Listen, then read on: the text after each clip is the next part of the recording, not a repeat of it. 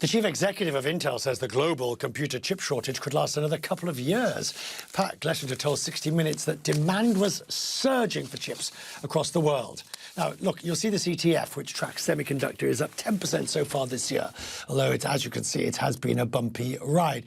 And that's because semiconductors are in everything from cars to smartphones, and it's all been impacted by the shortage. Bracken Darrell is the chief executive of Logitech, which makes webcams, keyboards, and all kinds of smart accessories. Had excellent numbers in their latest release. We'll come to that in just 1 second. We'll get into the reasons on that on Logitech. But just before we do, this semiconductor shortage, this chip shortage, are you expecting it to last longer, and is it now a problem across the industry?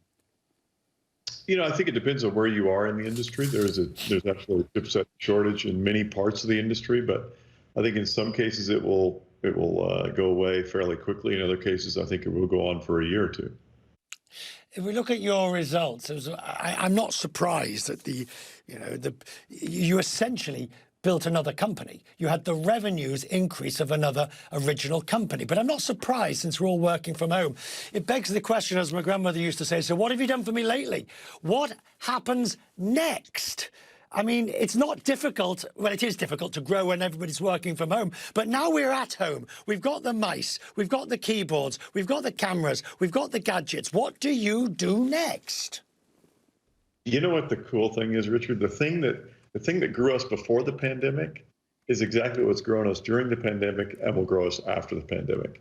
It's the rise of esports. It's video calling everywhere. It's working from many places. And it's people like you and me and other people streaming ourselves rather than only watching CNN. And so those four categories, those four secular growth trends are going to continue after the pandemic. But that implies that we're going to replace a lot of our equipment. Now, all right, I'm knocking on 60, so I'm not going. I've got all the webcams I need. I've got keyboards, which I like to thump, and so they do break occasionally because I'm an old typewriter keyboard user. But how are you going to sell me something new and different? Well, it's so exciting for us because, first of all, we've never been more relevant, connecting people to their offices or their family members or someone in a hospital or a teacher. And basically what people did in the early stages of the pandemic is they scrambled. They scrambled to get whatever was available on the desk. They scrambled to get ready for what they thought was coming. And a lot of things weren't available, or if they were, they just brought something home from the office. Now most people are going to need things both in the office and at home. They're going to want to upgrade to really the ideal setup. I'll bet there's not a person, I bet 5% of the people watching this don't feel like they've got the perfect setup at home yet. So they're going to upgrade to it. That's absolutely right. Well, thank you, sir. Thank you. Not got the perfect. I'm not sure what the perfect is, but it's good to talk to you, and thank you. And thank you for your products, which basically got a lot of us through some very difficult days last year. So I appreciate your time tonight. Thank you.